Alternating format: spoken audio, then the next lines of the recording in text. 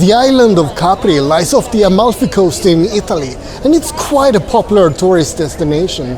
This is also where the Greek hero Odysseus, or Ulysses, resisted the siren call in the Odyssey.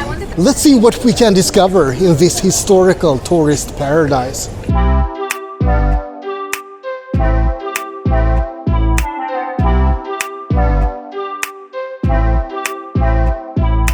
Capri is a popular day trip destination from Naples or Sorrento. The boat from Naples takes between 40 minutes to 1 hour, depending if you take a hydrofoil or a slow ferry. And from Sorrento it's basically half that time.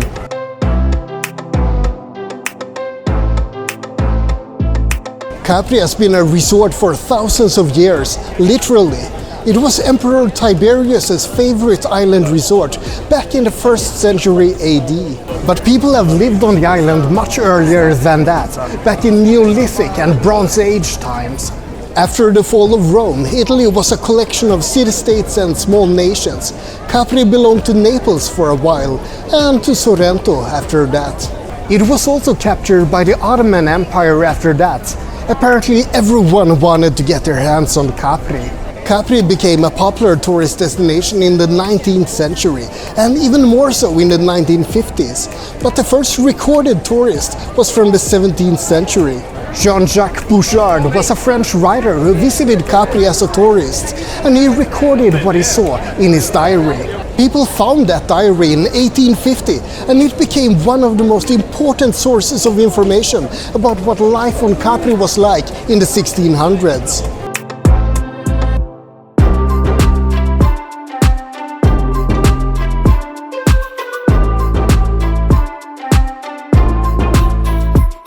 There are two main towns on Capri, the town of Capri itself and the town of Anacapri to the west. Everyone says to skip Capri and just go to Anacapri, but I think there's a good reason to visit Capri as well.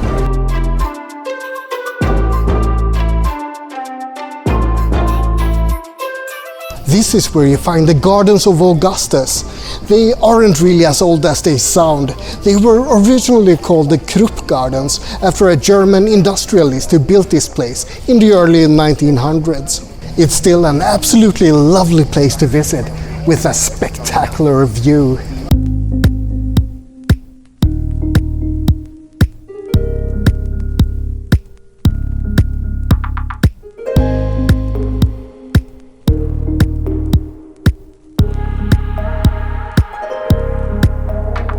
From here you can see the Faraglioni, a set of very famous sea stacks. The big one is called Stella and the other ones are called Mezzo and Scopolo. I don't know which one is which. Speaking of the industrialist Krupp, from the Gardens of Augustus you could in theory take a walk along the winding road of Via Krupp. This road was built by Krupp to connect the Gardens of Augustus with his home over there in Marina Piccolo. Unfortunately, Via Krupp is closed almost indefinitely due to the risk of falling rocks, but it still looks amazing.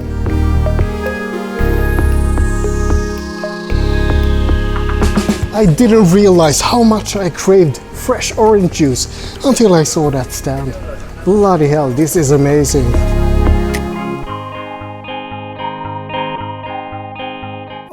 Another thing that Capri is famous for is the Blue Grotto. It's a sea cave on the northern part of the island, and you're only able to enter it if the seas are calm enough.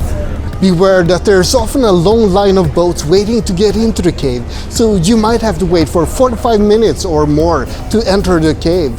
The easiest way to get there is to take a boat from the Marina Grande, but beware again, because the price of the rowboat to actually enter the cave is not included in the price. Still, I'm gonna give it a shot. I mean, it's early morning. What could possibly go wrong?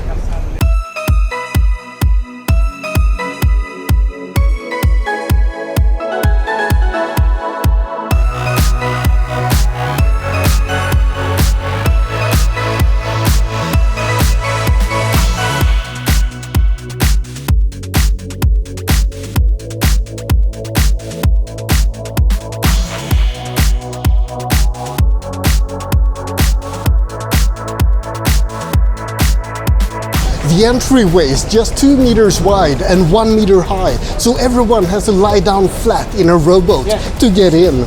There was actually a tourist who broke his neck here in 2011 due to rough seas, so make sure you lie down properly.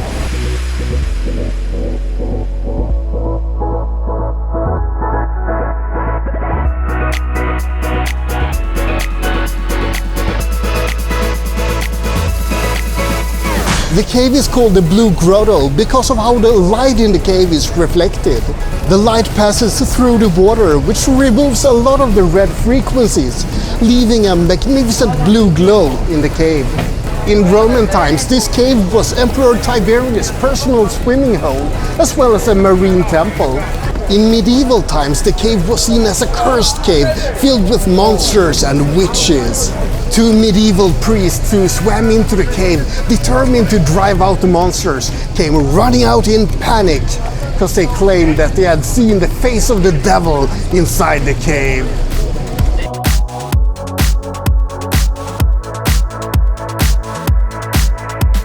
Marina Piccolo means the little harbour. This was the old harbour used in the times of Emperor Tiberius.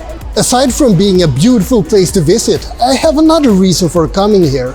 This is where the Greek hero Odysseus encountered the sirens who tried to lure him and his crew to an early death. The sirens bewitched sailors with their song and drew them closer until their ships crashed against the rocks. Odysseus got some beeswax from the enchantress Circe, and she told him to plug his ears when he got close to the sirens, so he and his crew were saved. And if they had become shipwrecked, I guess this isn't the worst place they could have ended up.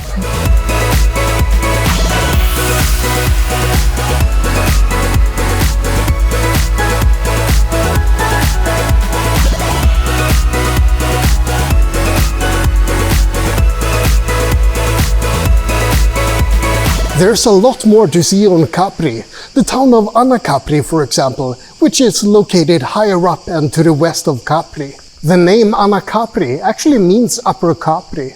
You might also want to check out Arco Naturale, a magnificent stone arc on the eastern coast. It's a good place to go if you want to get some peace and quiet from all the people in Capri.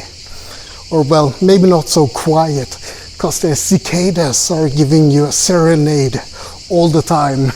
The Arco Naturale is the last remnant of a huge cave that stood there thousands of years ago. And speaking of caves, close to the Arco Naturale you can find the Grotta di Matromania. In Roman times, strange and mysterious rites belonging to the god Mithra took place there. Mithra was part of an ancient polytheistic religion from Persia, which was later transformed by the prophet Zarathustra into Zoroastrianism. But all of that took place much later than the worship that took place in the cave, where they worshipped Mithra. Keen observers among you might have noticed that I'm not actually at the cave right now.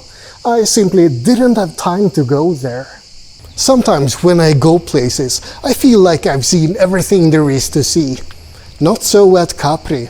This is one place I really want to return to, both to explore more of the island, but also to just relax and enjoy the views and the atmosphere.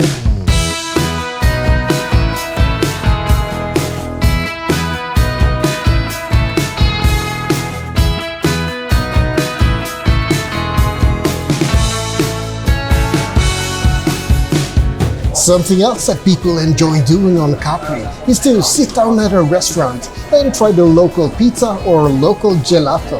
So of course I'm not trying either of that. I'm having spaghetti carbonara instead. I've been in Italy for a long time now and I just realized I haven't had a single carbonara. After all the walking I've done today, I think I deserve this. I guess it would have been appropriate to drink some Capri Sun here. The name of that drink is actually inspired by this very island, but I'm gonna stick to Coke Zero instead. Cheers! Well, that's about it for this quick look at Capri, the tourist paradise island off the Amalfi coast. I hope you enjoyed it. Like and subscribe, but most importantly, have a great day.